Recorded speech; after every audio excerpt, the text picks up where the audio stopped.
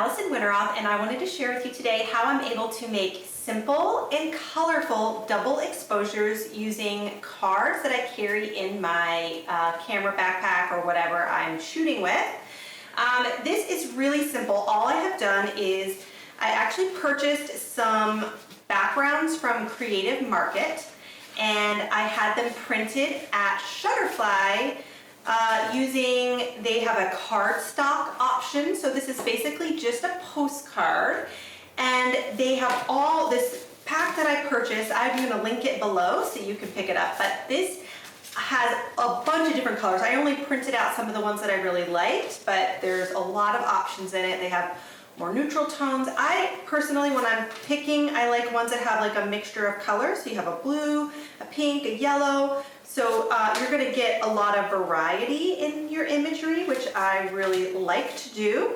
And some of them are really pretty, just more of like a tone on tone, but the ones that I keep coming back to are the ones that have a lot of color variety in them. But the way that I do this is I have a subject. This could be anything. I'm just going to demonstrate on these flowers so that you can get an idea of what it looks like to do this. But all I do is I choose a subject. Typically, you want to have like a lighter background and a darker subject. This is not the perfect environment for this, but it works. You can still get color and interest in your images without doing a true silhouette. But if you were like doing someone's profile, you'd want to expose more for the sky so that your subject is dark, because the dark will pick up more color on a double exposure. But there's lots of ways to do double exposures. They don't all have to be perfectly silhouetted for them to work. Sometimes it looks really cool to have multiple colors in an image, and you can make your double exposures right then and there using these cards. So the way that I do that is I put this is a Nikon Z6. Pretty much any camera nowadays is going to do double exposures, but what I like about this camera is it allows me to see what I'm doing as I take the double exposure. I have a Nikon D850, and it does not allow me to do that, so I really like this camera for that option. So I put it into double exposure, and I just set it up to take 2 pictures, and I actually put it on continuous mode so that it will continue to make double exposures. But you need to make sure that before you shoot something else, before you photograph something else, you turn off double exposures, because otherwise you will just continually shoot double exposures.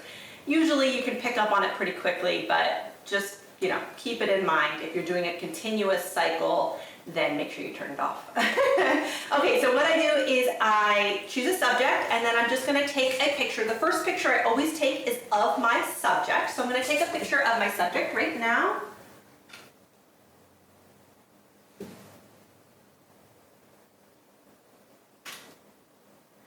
I am using an 85mm, and I have actually exposed for my flowers. So this is going to be more of an equal, partially flowers, partially color. Now if it's more of a silhouette, you're going to pick up on different things. It's all about having fun and playing, so it's up to you as to how you want to do it. So because this image already has a lot of pink in it, I don't want to do something that's tone on tone, but I do like pink a lot, obviously.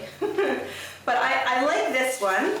So then my next picture, I'm just going to fill the lens with this actual card. And I'm not sure if you can see this well enough, but you move it around until you get something that you like. And that could include the oranges and the purples, or more of the pinks and the purples, or whatever. So you just keep moving it until you have something that you like.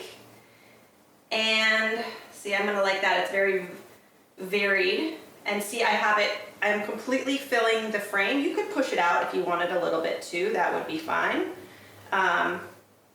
So then I'm just going to take that picture, and then it automatically merges the image right in camera for me. So it's going to show me the picture first of what I took, and then it's going to show the 2 pictures together. Sometimes it takes a second or 2 for it to merge, but then you have a double exposure just like this. And like I said, the nice thing about these is you can take these anywhere you want, and you can do all kinds of fun things with them. So you could be doing a portrait session, or you could be, shooting still lifes or landscapes or whatever, and you can just put these little cards. They're thin, they're light, they're easy to carry. super easy to print, and you just bring them with you as you go.